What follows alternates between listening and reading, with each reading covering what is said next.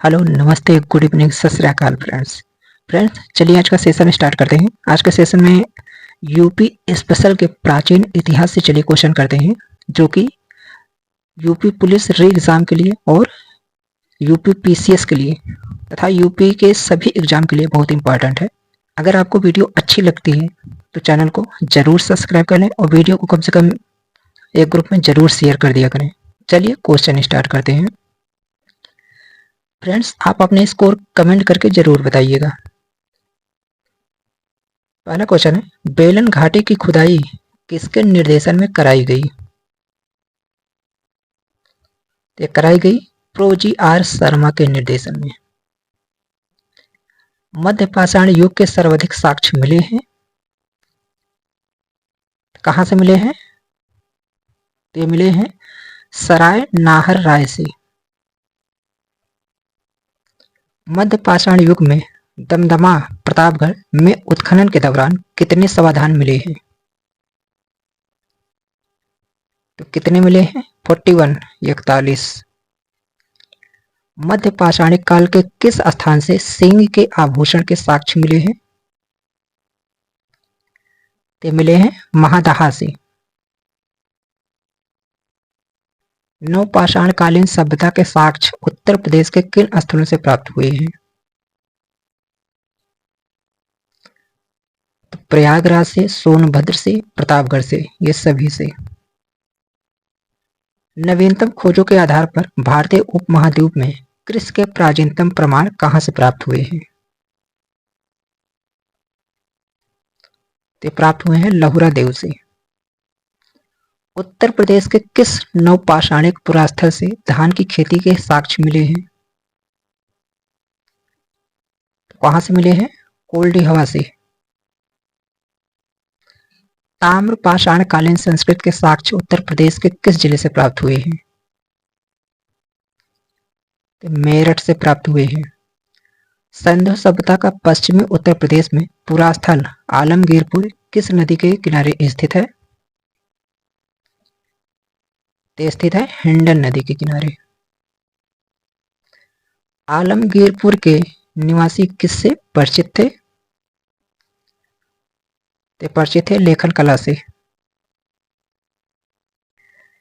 किस सभ्यता के लोगों का निवास गंगा की ऊपरी घाटी क्षेत्र से अफगानिस्तान एवं वर्तमान पंजाब तक था?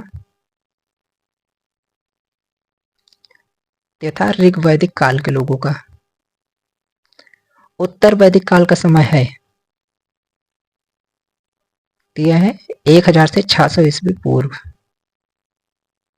रामायण कथा में वर्णित कौशल अयोध्या राज्य का संबंध किस राजवंश से था? यह था इक्ष्वाकु वंश के। 6वीं शताब्दी ईस्वी पूर्व में उत्तरी भारत में विद्यमान 16 महाजनपदों में से कितने महाजनपद उत्तर प्रदेश में स्थित थे? 8। पंचाल महाजनपद की राजधानी थी, तो क्या थी? अहिछत्र। कौन सा महाजनपद गंगा यमुना दोआब का पूरब एवं वर्तमान रोहिलखंड का क्षेत्र था? तो पांचाल।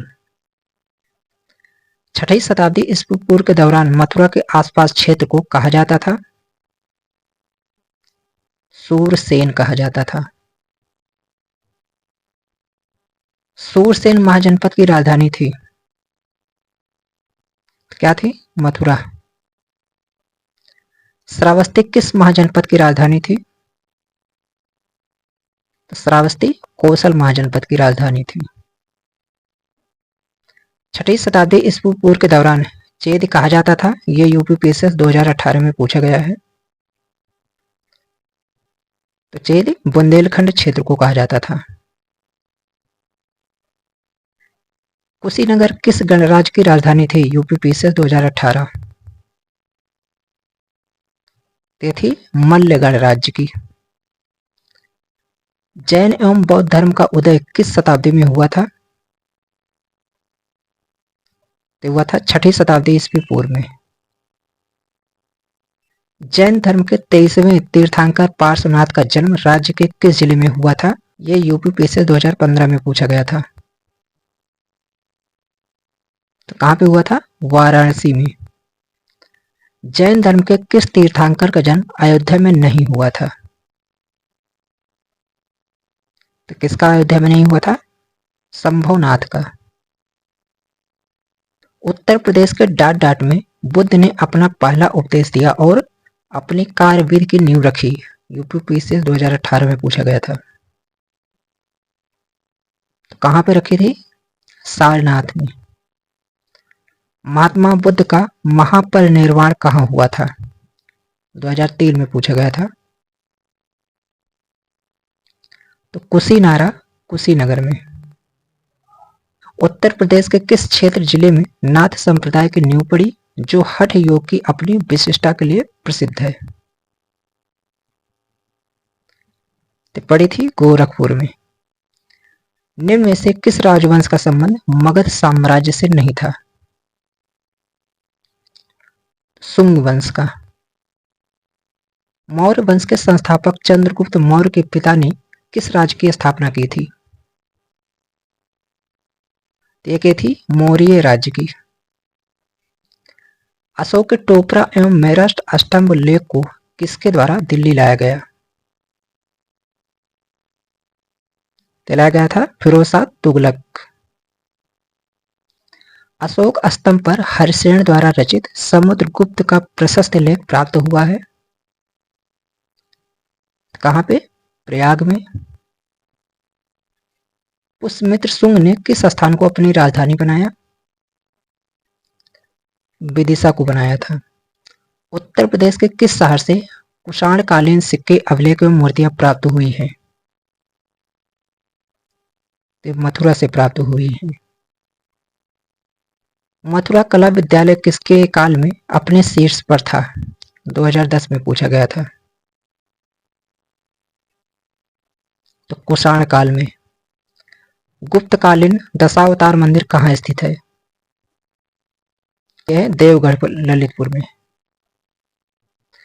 समुद्रगुप्त का प्रयाग प्रशस्त लेख किस भाषा में लिखा गया है? लिखा गया है संस्कृत में। कन्नौज से पूर्व हर्षवर्धन कहाँ का शासक था?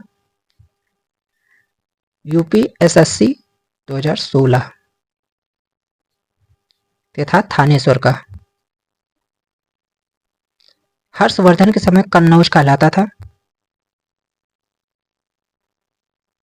तो महोदय श्री हर्ष की नगरी, दोनों ए और बी, माया नगरी नहीं कहलाता था। कला साहित्य एवं धर्म को संरक्षण प्रदान करने वाला गुर्जर प्रतिहार शासक मिहिर भोज किस धर्म का अनुयायी था? यह था वैष्णव धर्म का।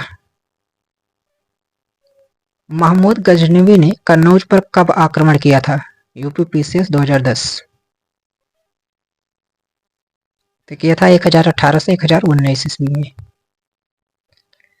1194 ईस्वी में मोहम्मद गोरी ने चंदावर फिरोजाबाद के युद्ध में गढ़वाल वंश के किस शासक को पराजित किया था?